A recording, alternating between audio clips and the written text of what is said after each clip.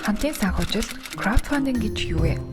Хамтын санхүүжилт буюу crowdfunding гэдэг нь олуулаа нийлж бага хэмжээний мөнгө босгох замаар ямар нэгэн төсөл, бизнес санаа, бүтээгдэхүүн, үйл ажиллагаа, хандивыг хамтран санхүүжүүлэх нэгэн хэлбэр юм. Өөрөөр хэлбэл crowdfunding гэдэг нь олон хүн бага багаар мөнгө өгч нэг хүний санаа буюу төслийг хамтдаа санхүүжүүлэх арга юм аа.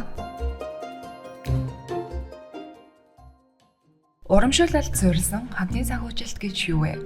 Урамшуулалд суурилсан хамтын санхүүжилт гэдэг нь таны төслийг дэмжин санхүүжилсэн хүмүүст цаагаад мөнгөн бус хэлбэрээр бүтээгдэхүүн, үйлчилгээ, бэлэг, тусгай эрх зэргийг санал болгох хэлбэр юм. Жишээ нь танд шинэ тоглоом гаргахад 10 сая төгрөг хэрэгтэй байгаа гэж бодъё. Хэрвээ 100 хүн 100 мянган төгрөг өгвөл та тоглоомоо үйлдвэрлэх боломжтой болно. Санхүүжилтээ амжилттай бүрдүүлж зорилгоо биелүүлснээр та төслөө тэмцэх хүмүүстэй амлсан урамшууллаа олгон ажиллана. Хандивт суурилсан хамтын санхүүжилт гэж юу вэ? Нийгэм болон хувь хүмүүст зориулсан төсөлд ямар нэгэн ашиг харахгүйгээр мөнгөн дэмжлэг үзүүлэхийг хэлнэ. Жишээ нь сайн дурын байгууллагаас хүүхдэд ном хандивлах төслийг зарлав. Энэ төсөлд та хандив өгснөөр олон хүүхдэд ном бэлгэнд очих нөхцөл бүрдэнэ.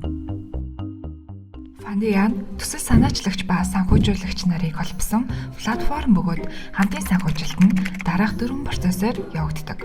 Төслийг хэрэгжүүлэгч нь төслийн санаагаа Фандиад илгээнэ. Фандиан төслийг шалгаж олон нийтэд нээлттэй байршуулна. Санхүүжүүлэгч нь төслийг дэмжин хандив санхүүжилт хийнэ. Үр дүнд нь санхүүжилт бүрдэж төсөл хэрэгжиж урамшууллыг хүртэнэ.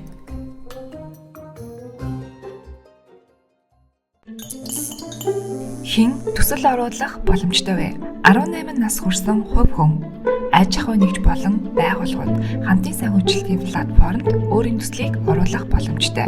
Хэрвээ 18 нас хүрээгүй бол асран хамгаалагч төлөөлөгч нь төлөөлөн оролцох боломжтой юм. Хэн төслийг дэмжих боломжтой вэ? 18 нас хүрсэн хувь хүн эсвэл байгууллага аж ахуй нэгж бүгд нээлттэй дэмжих боломжтой.